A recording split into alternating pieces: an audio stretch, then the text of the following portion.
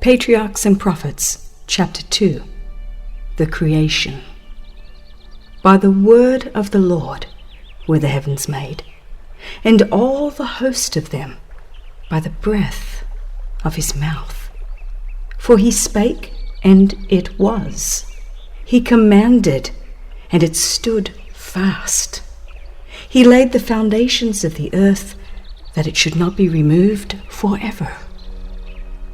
As the earth came forth from the hand of its maker, it was exceedingly beautiful.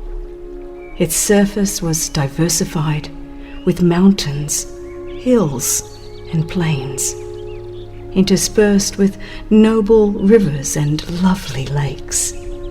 But the hills and the mountains were not abrupt and rugged, abounding in terrific steeps and frightful chasms, as they now do. The sharp, ragged edges of Earth's rocky framework were buried beneath the fruitful soil, which everywhere produced a luxuriant growth of verdure. There were no loathsome swamps or barren deserts. Graceful shrubs and delicate flowers greeted the eye at every turn. The heights were crowned with trees more majestic than any that now exist. The air, untainted by foul miasma, was clear and healthful. The entire landscape outvied in beauty the decorated gardens of the proudest palace. The angelic host viewed the scene with delight and rejoiced at the wonderful works of God. After the earth with its teeming animal and vegetable life had been called into existence, man, the crowning work of the Creator, and the one for whom the beautiful earth had been fitted up, was brought upon the stage of action. To him was given dominion over all that his eye could behold. For God said, "Let us make man in our image, after our likeness, and let them have dominion over all the earth." So God created man in his own image. Male and female created he them. Here is clearly set forth the origin of the human race, and the divine record is so plainly stated that there is no occasion for erroneous conclusions. God created man in his own image. Here is no mystery. There is no ground for the supposition that man was evolved by slow degrees of development from the lower forms of animal or vegetable life. Such teaching lowers the great work of the Creator to the level of man's narrow earthly conceptions. Men are so intent upon excluding God from the sovereignty of the universe that they degrade man and defraud him of the dignity of his origin. He who set the starry worlds on high and tinted with delicate skill the flowers of the field, who filled the earth and the heavens with the wonders of his power, when he came to crown his glorious work, to place one in the midst to stand as ruler of the fair earth, did not fail to create a being worthy of the hand that gave him life. The genealogy of our race, as given by inspiration, traces back its origin not to a line of developing germs, mollusks, and quadrupeds, but to the great Creator. Though formed from the dust, Adam was the Son of God. He was placed as God's representative over the lower orders of being. They cannot understand or acknowledge the sovereignty of God, yet they were made capable of loving and serving man. The psalmist says, "Thou madest him to have dominion over the works of thy hands. Thou hast put all things under his feet, the beasts of the field, the fowl of the air, and whatsoever passeth through the paths of the seas. Man was to bear God's image, both in outward resemblance and in character. Christ alone is the express image of the Father. But man was formed in the likeness of God. His nature was in harmony with the will of God. His mind was capable of comprehending divine things. His affections were pure. His appetites and passions were under the control of reason. He was holy and happy in bearing the image of God and in perfect obedience to his will. As man came forth from the hand of his Creator, he was of lofty stature and perfect symmetry. His countenance bore the ruddy tint of health and glowed with the light of life and joy. Adam's height was much greater than that of men who now inhabit the earth. Eve was somewhat less in stature, yet her form was noble and full of beauty. The sinless pair wore no artificial garments. They were clothed with a covering of light and glory, such as the angels wear. So long as they lived in obedience to God, this robe of light continued to enshroud them. After the creation of Adam, every living creature was brought before him to receive its name. He saw that to each had been given a companion, but among them there was not found an helpmeet for him. Among all the creatures that God had made on the earth, there was not one equal to man. And God said, "It is not good that man should be alone. I will make an helpmeet for him." Man was not made to dwell in solitude. He was to be a social being. Without companionship, the beautiful scenes and delightful employments of Eden would have failed to yield perfect happiness. Even communion with angels could not have satisfied his desire for sympathy and companionship. There was none of the same nature to love and to be loved. God himself gave Adam a companion. He provided an helpmeet for him, a helper corresponding to him, one who was fitted to be his companion and who could be one with him in love and sympathy. Eve was created from a rib taken from the side of Adam, signifying that she was not to control him as the head, nor to be trampled under his feet as an inferior, but to stand by his side as an equal, to be loved and protected by him. A part of man, bone of his bone and flesh of his flesh, she was his second self, showing the close union and the affectionate attachment that should exist in this relation. For no man ever yet hated his own flesh, but nourisheth it and cherisheth it.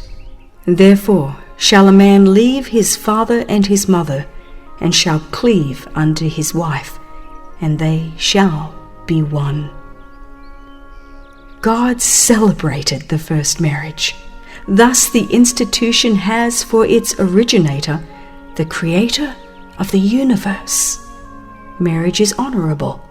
It was one of the first gifts of God to man, and it is one of the two institutions that, after the fall, Adam brought with him beyond the gates of paradise. When the divine principles are recognized and obeyed in this relation, marriage is a blessing. It guards the purity and happiness of the race. It provides for man's social needs. It elevates the physical, the intellectual, and the moral nature. And the Lord God planted a garden eastward in Eden, and there he put the man whom he had formed. Everything that God had made was the perfection of beauty, and nothing seemed wanting that could contribute to the happiness of the holy pair. Yet the Creator gave them still another token of his love by preparing a garden especially for their home. In this garden were trees of every variety, many of them laden with fragrant and delicious fruit.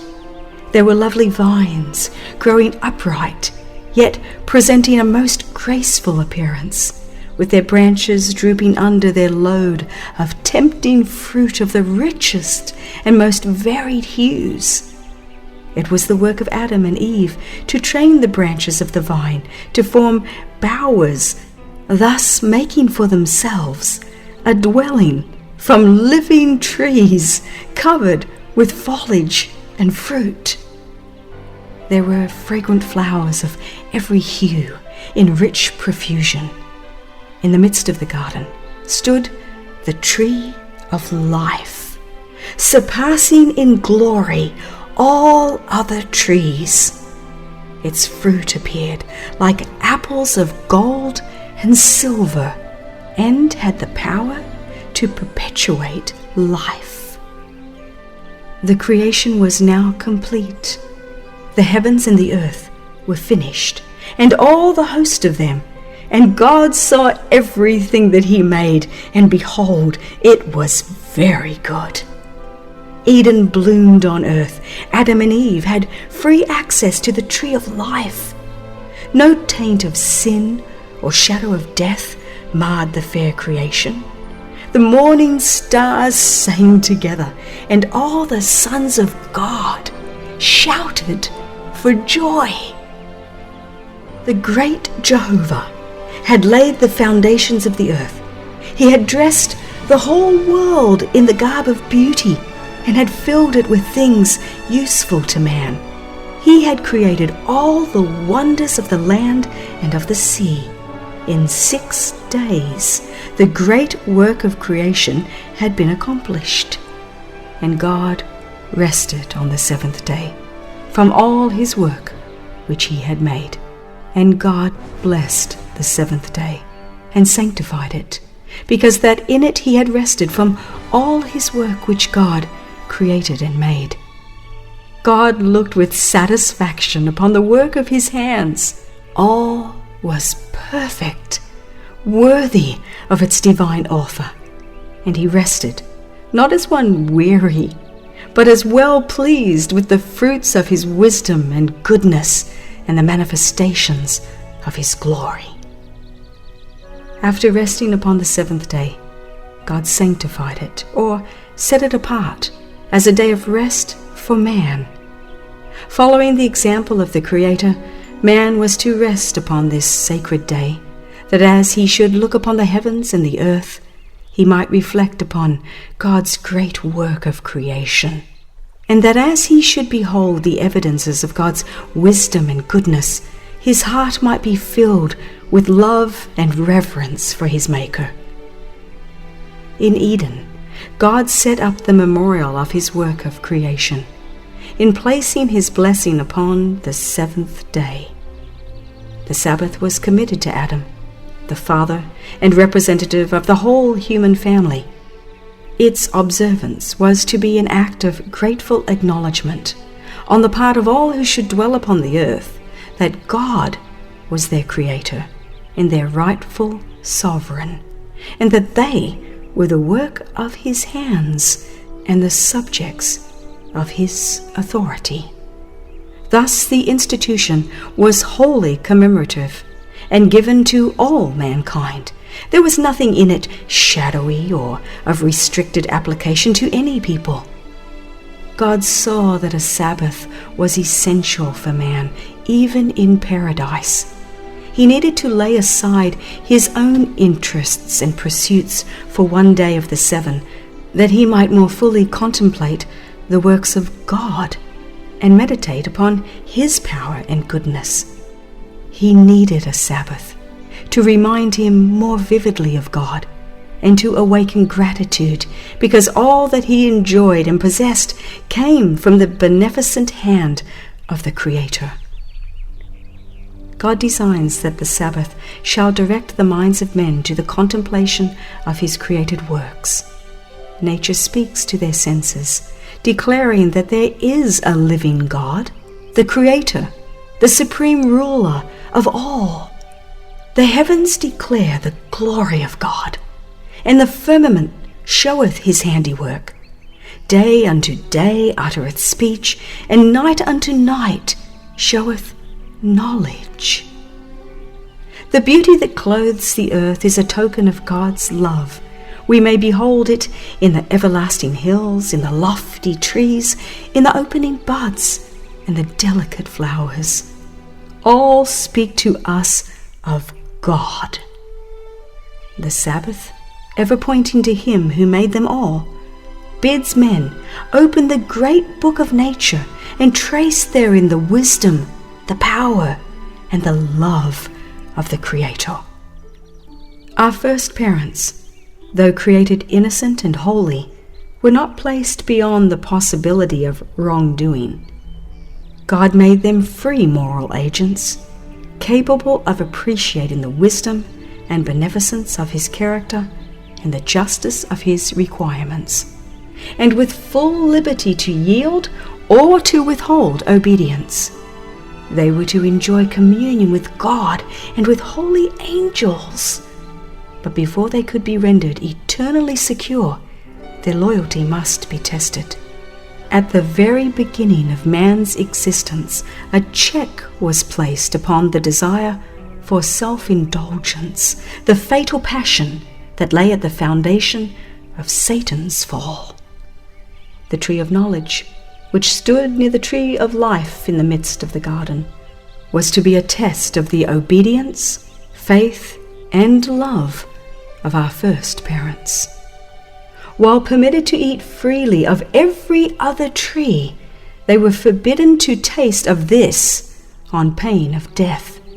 They were also to be exposed to the temptations of Satan, but if they endured the trial, they would finally be placed beyond his power to enjoy perpetual favor with God. God placed man under law as an indispensable condition of his very existence. He was a subject of the divine government, and there can be no government without law. God might have created man without the power to transgress his law. He might have withheld the hand of Adam from touching the forbidden fruit, but in that case man would have been not a free moral agent, but a mere automation. Without freedom of choice, his obedience would not have been voluntary, but forced. There could have been no development of character. Such a course would have been contrary to God's plan in dealing with the inhabitants of other worlds. It would have been unworthy of man as an intelligent being, and would have sustained Satan's charge of God's arbitrary rule. God made man upright. He gave him noble traits of character, with no bias toward evil. He endowed him with high intellectual powers and presented before him the strongest possible inducements to be true to his allegiance. Obedience, perfect and perpetual, was the condition of eternal happiness. On this condition, he was to have access to the tree of life. The home of our first parents was to be a pattern for other homes, as their children should go forth to occupy the earth. That home, beautified by the hand of God himself, was not a gorgeous palace. Men, in their pride, delight in magnificent and costly edifices and glory in the works of their own hands. But God placed Adam in a garden. This was his dwelling. The blue heavens were its dome. The earth, with its delicate flowers and carpet of living green, was its floor. and the leafy branches of the goodly trees were its canopy. Its walls were hung with the most magnificent adornings, the handiwork of the great master artist. In the surroundings of the holy pair was a lesson for all time, that true happiness is found not in the indulgence of pride and luxury, but in communion with God through his created works. If men would give less attention to the artificial and would cultivate greater simplicity, they would come far nearer to answering the purpose of God in their creation. Pride and ambition are never satisfied, but those who are truly wise will find substantial and elevating pleasure in the sources of enjoyment that God has placed within the reach of all. To the dwellers in Eden was committed the care of the garden, to dress it and to keep it. Their occupation was not wearisome, but pleasant and invigorating. God appointed labor as a blessing to man, to occupy his mind, to strengthen his body, and to develop his faculties. In mental and physical activity, Adam found one of the highest pleasures of his holy existence. And when, as a result of his disobedience, he was driven from his beautiful home and forced to struggle with a stubborn soil to gain his daily bread, that very labor, although widely different from his pleasant occupation in the garden, was a safeguard against temptation and a source of happiness. Those who regard work as a curse, attended though it be with weariness and pain, are cherishing an error. The rich often look down with contempt upon the working classes, but this is wholly at variance with God's purpose in creating man. What are the possessions of even the most wealthy in comparison with the heritage given to the lordly Adam? Yet Adam was not to be idle. Our Creator, who understands what is for man's happiness, appointed Adam his work. The true joy of life is found only by the working men and women. The angels are diligent workers. They are the ministers of God to the children of men. The Creator has prepared no place for the stagnating practice of indolence. While they remained true to God, Adam and his companion were to bear rule over the earth. Unlimited control was given them over every living thing. The lion and the lamb sported peacefully around them or lay down together at their feet. The happy birds flitted about them without fear, and as their glad songs ascended to the praise of their Creator, Adam and Eve united with them in thanksgiving to the Father and the Son. The holy pair were not only children under the fatherly care of God, but students receiving instruction from the all-wise Creator. They were visited by angels and were granted communion with their Maker, with no obscuring veil between. They were full of the vigor imparted by the tree of life, and their intellectual power was but little less than that of the angels. The mysteries of the visible universe, the wondrous works of Him which is perfect in knowledge, afforded them an exhaustless source of instruction and delight. The laws and operations of nature, which have engaged men's study for 6,000 years, were opened to their minds by the infinite framer and upholder of all. They held converse with leaf and flower and tree, gathering from each the secrets of its life. With every living creature, from the mighty Leviathan that playeth among the waters to the insect mote that floats in the sunbeam, Adam was familiar. He had given to each its name, and he was acquainted with the nature and habits of all. God's glory in the heavens, the innumerable worlds in their orderly revolutions, the balancing of the clouds, the mysteries of light and sound, of day and night, all were open to the study of our first parents. on every leaf of the forest or stone of the mountains, in every shining star, in earth and air and sky, God's name was written. The order and harmony of creation spoke to them of infinite wisdom and power.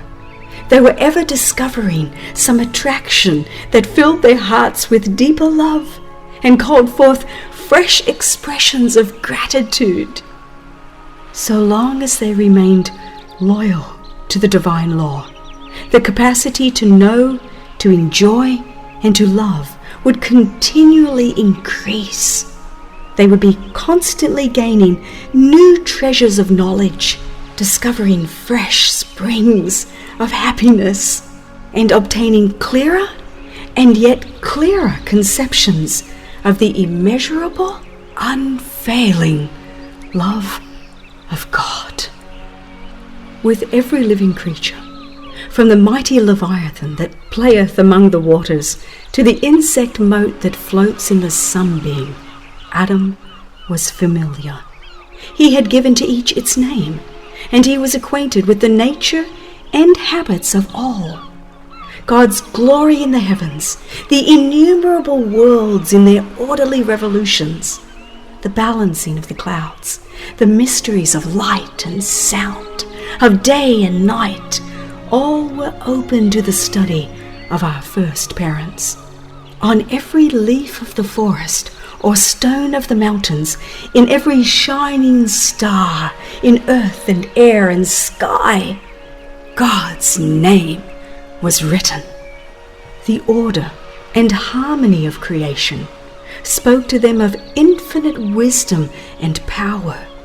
They were ever discovering some attraction that filled their hearts with deeper love and called forth fresh expression of gratitude.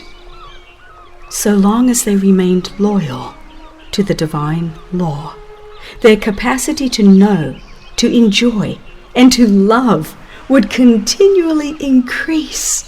They would be constantly gaining new treasures of knowledge, discovering fresh springs of happiness, and obtaining clearer and yet clearer conceptions of the immeasurable, unfailing love of God.